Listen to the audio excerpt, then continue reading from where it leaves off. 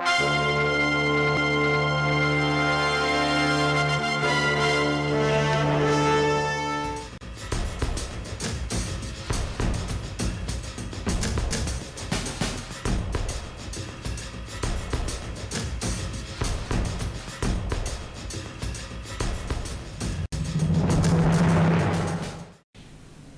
to SAT TV's news. I am Shanna Esprit, your presenter. Among the major developments, Chinese national drowns in Layu. St. Lucia policeman receives 2-year jail term. Obama not violating privacy, Snowden's whereabouts unknown. And in sports, Aldrin's Pizza and more bombers crowned as DFA's All-Ireland champions. Details of this will follow. Me say we just get the remedy for the pagan them. Me just get the remedy for bad mind and jealousy. Who want to see me dead? Me just get the remedy. Suck TV, Jammy say. You don't know what Javinci you watching Suck TV. Lord, is it straight triple dose.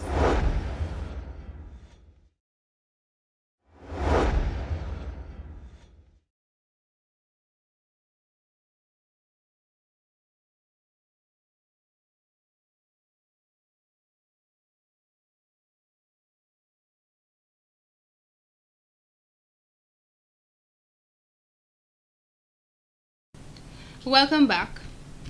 Acting Permanent Secretary in the Ministry of Education and Human Resource Development, Ms. Chandler Hyerson, has pledged the ministry's support for the efforts of the newly formed Technical and Vocational Education and Training Council to develop the local workforce for economic growth.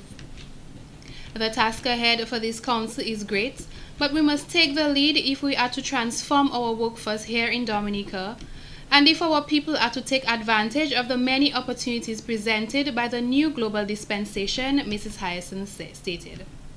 The trends of globalization, the trends in the labor market, the rapidly changing technology embraces the relevance of TVET. Skills and credentials are the new currency. TVET is promoted as the agent of workforce development and economic competitiveness. Building a strong skill base among our workforce is important if we are, as Dominicans, to be competitive, not just in Dominica, but regionally and on a global scale. Mrs. Hyerson noted we have to position ourselves for sustainable growth in all aspects.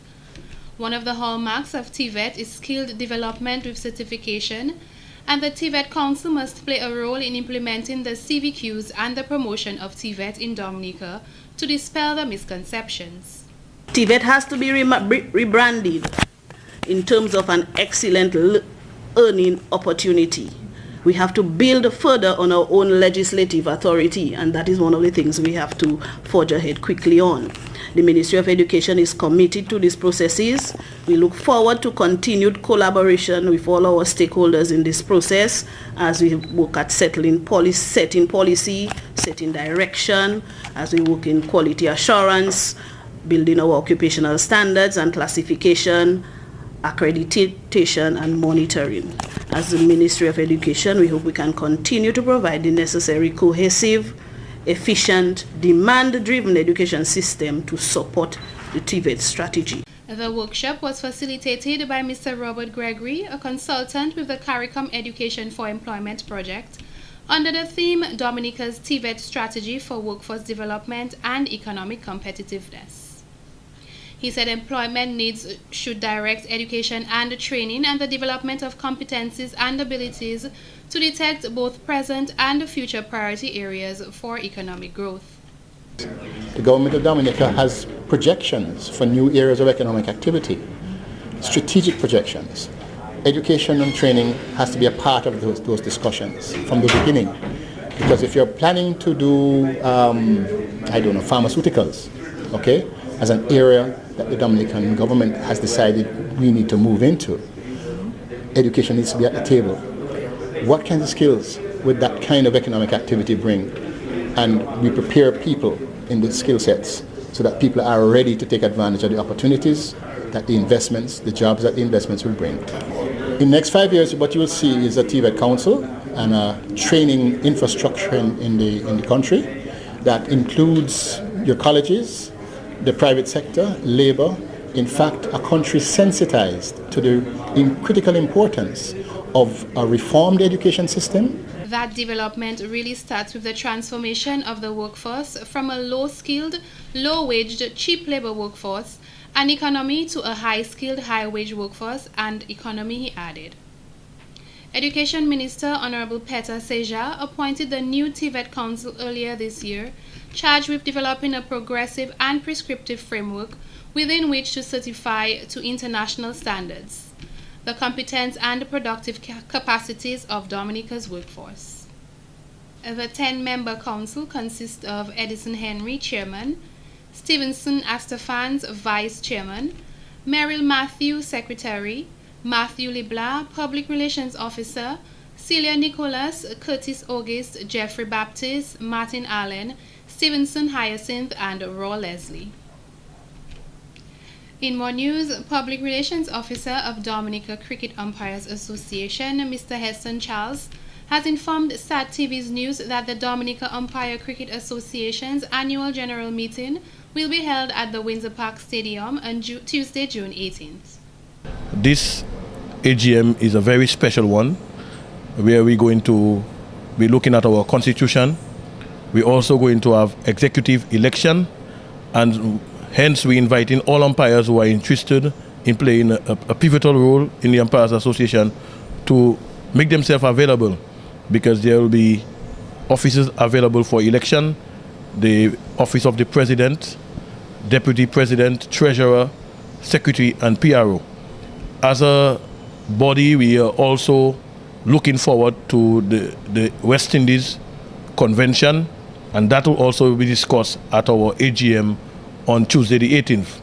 The association will celebrate 50 years of existence tomorrow.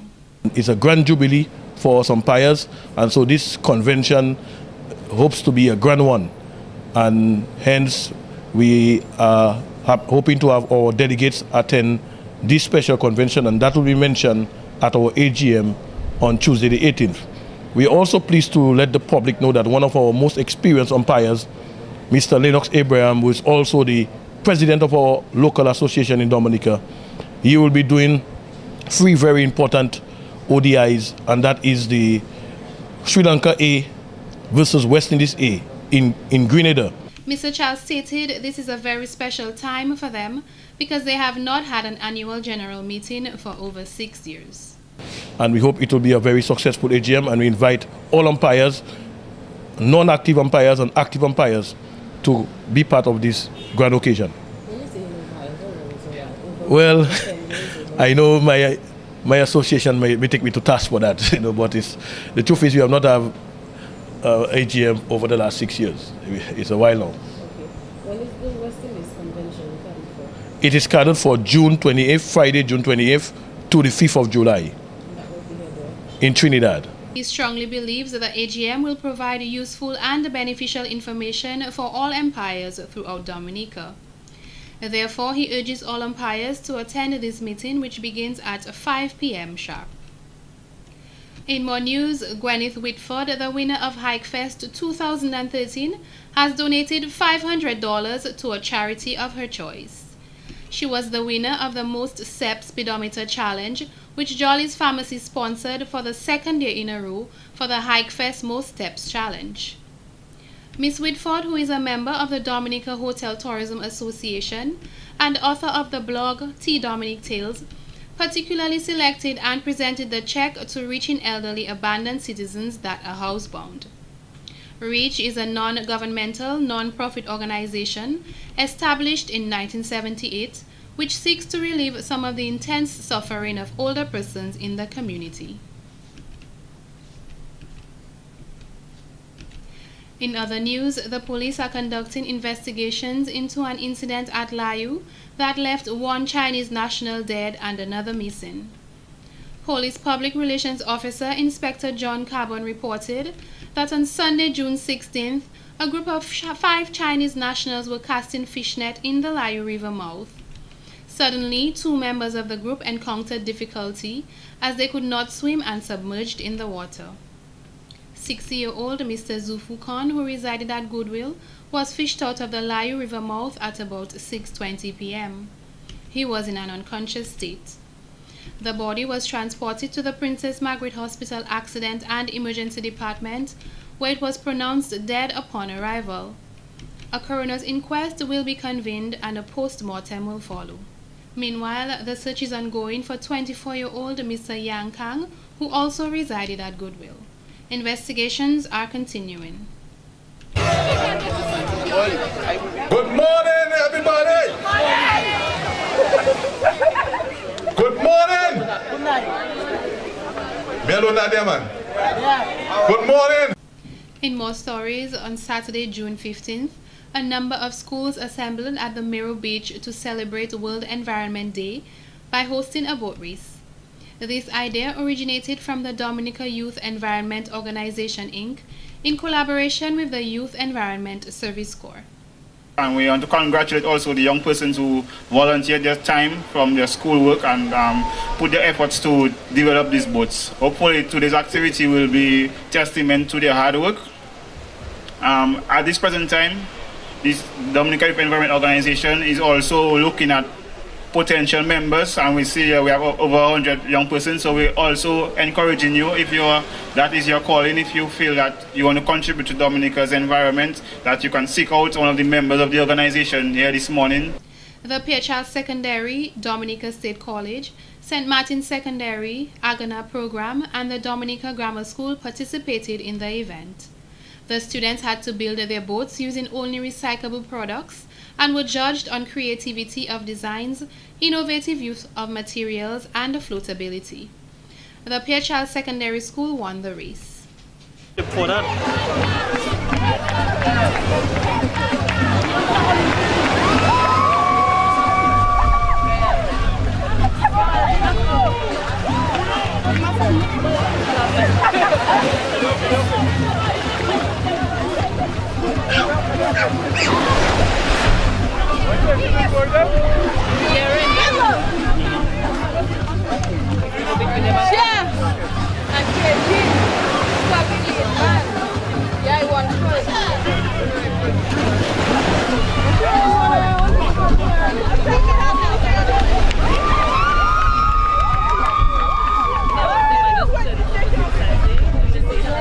The general purpose of this event was to demonstrate the use of waste as well as to create an awareness of the significance of recycling waste and waste products.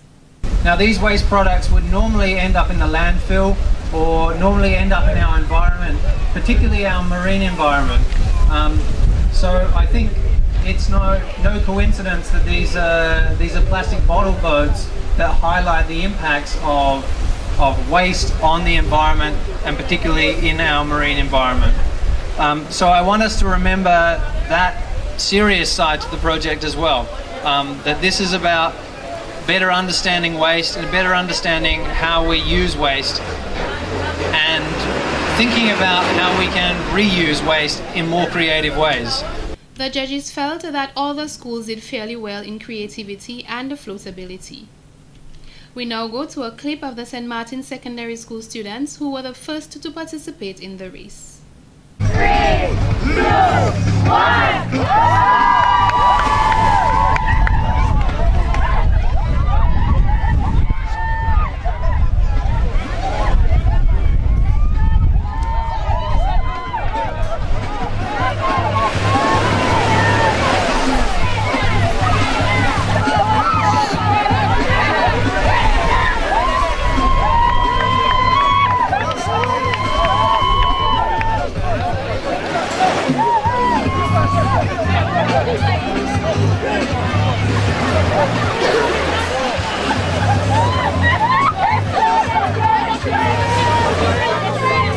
That might take a while. In more stories, as part of its response to the black sigatoka disease currently threatening the region's banana and plantain crops, the Food and Agriculture Organization of the United Nations will be providing intensive training in management of the disease at a workshop to be held in Dominica from June 17th to 22nd at the Plant Protection and Quarantine Lab at the Botanic Gardens. The workshop will help the region to build further capacity in the ongoing battle against the crop disease and train 2 technicians, each from Dominica, St. Lucia, Grenada, Guyana, including St. Vincent and the Grenadines. The training will focus on the effective use of fungicides to control and eradicate the disease. Throughout the workshop, technicians will be trained to assess the sensitivity of the disease, to specify ingredients, and to develop more effective treatment plans. Dr. Louis Perez Vicente, International Consultant, Senior Plant Pathologist, Ministry of Agriculture, Havana and Cuba, will be the course facilitator of this one-week training. This activity will cap off a year of FAO-supported activities in response to requests for assistance from the affected countries. Last year, the organization provided an expert from Cuba to conduct an assessment of management efforts in each country and identify areas for improvement. It is hoped that with a comprehensive management plan and high levels of awareness, both amongst commercial farmers and householders, that the black sigatoka disease can be controlled and eventually eradicated from the region. Fathers throughout the Roseau district all gathered at the Harlem Plaza on Sunday, June 16th for a Father's Day lunch organized by Parliamentary Representative for Roseau Central, Honorable Norris Prevost. Mr. Prevost said the last time this event was held was 4 years ago, and he felt it necessary to show appreciation to the fathers of Dominica, although they are not perfect. Well, first of all, I wish all the fathers of Dominica, and especially of the Roseau area, a very wonderful Father's Day. This event here on Sunday, Father's Day, is the culmination of the efforts of the Roseau Improvement Committee and its team to once more observe and celebrate Father's Day in the Roseau area to honor our fathers. And then the truth of the matter is that fathers care. Even if we do not always show it, we do care. Women throughout the Roseau city turned out in large numbers to assist the fathers, prepare and serve the food and drinks, as well as to entertain. Carryman was also part of this joint effort. Mr. Thomas Holmes, the president of Carryman, honored 3 men at the event. He stated fathers need to feel appreciated just as mothers do. Mr. Bobby Frederick, owner of Harlem Plaza, donated the building free of charge for the event. He noted that he wants to see Roseau community up to the highest standard, hence the reason for donation of the building. This afternoon we are having a youth expression by several of the youth, talented young people of the Roseau area. We've got 2 bands, all young men between the ages of 12 and 18, and there's the outer band, there's the danger band, and then of course the individual performers. So we are grateful to all these performers for coming to share their talent with the fathers. You can see some of our men are playing their dominoes, and our women are busy, engaged, grilling our chicken and serving us this delicious lunch here today. So it's really a wonderful occasion for Greater Roseau. As you know, Roseau Improvement Committee has been operating in the Roseau area, serving our people. Entertainments were presented in the forms of poetry, singing, and rapping. Mr. Prevost hopes to make this an annual event. The final competition in the preliminary round of the DBS reading competition took place today at the Public Service Union building on Valley Road in Roseau. With a panel of 3 judges, convent preparatory student Mikala John Baptist won the preliminary round on June 14th with a total of 267 points. Kitty was reading a fairy tale about an old couple who were given 3 wishes. They quarreled and wished for silly things like a sausage. And then their life went on as before, when they had nothing. She closed the book with a sigh. What a waste of good luck! Fancy having 3 wishes and not wishing for wonderful things. The St. Mary's Primary was very competitive as they placed second with 266 points. That night, Kitty couldn't sleep. She kept on thinking about the bag and wishing it was hers. and tossing and turning and feeling very unhappy. The next day, it was worse. Dad went out and came back with a big grin on his face. "Come outside, kids," he shouted. "We've got a surprise for you." The St. Martin Secondary School came in third position with 258 points. The Seventh-day Adventist School in fourth position with a total of 251, while the Rosa Primary with a total of 250 points placed fifth. Other participants in the competition were the Goodwill Primary, Loda Primary, Mount Prospect Primary, Trafalgar Primary, and Wharton Waven Primary Schools. The result of the first quarter-final competition, which took place on Monday 17th June at the Public Service Union, will be given in a subsequent newscast. Winners of the preliminary round competitions 1 and 2 will participate then. Here are some highlights which transpired throughout the reading competition. DBS News. Prime Minister Roosevelt Scary said the production of geothermal energy can help transform Dominica's economy. The Prime Minister said that several issues will be addressed through the geothermal project.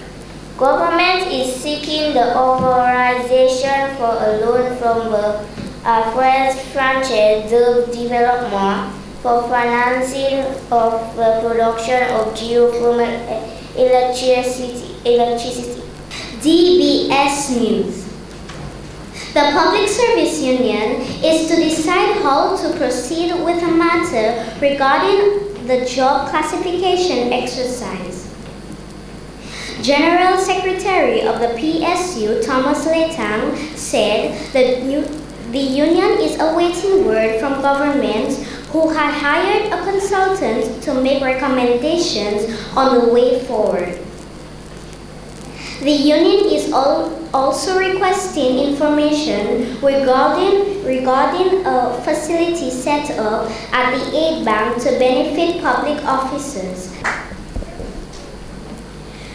DBS News. Government intends to recognize the latest performance of Dominican Shane Shillingford in a tangible way. Shillingford took a record 10 wickets in the match at the National Stadium between West Indies and Zimbabwe. The victory was the 6th consecutive win in a row for the West Indies. Prime Minister Skerrit said Shillingford's performance is one which all Dominicans should celebrate. DBS News. Minister responsible for water resource management, Reginald Austrie, said Dominica continues to attract millions of dollars for investment in water development. Austrie said Dominica has also teamed up with Colombia to strengthen the management of its water resources. Dominica joined several other countries in the observance of World Water Day during the month of March. DBS News. The Caribbean Exhibitions Council CXC said it will take a visual arts program to new heights in September. CXC recently ended a one-week visual arts exhibition held at the Old Mill Cultural Center. The council assistant registrar Cleveland Sam said a new syllabus in the arts will be introduced this year, and though recognition is not being placed on visual and performing arts in schools.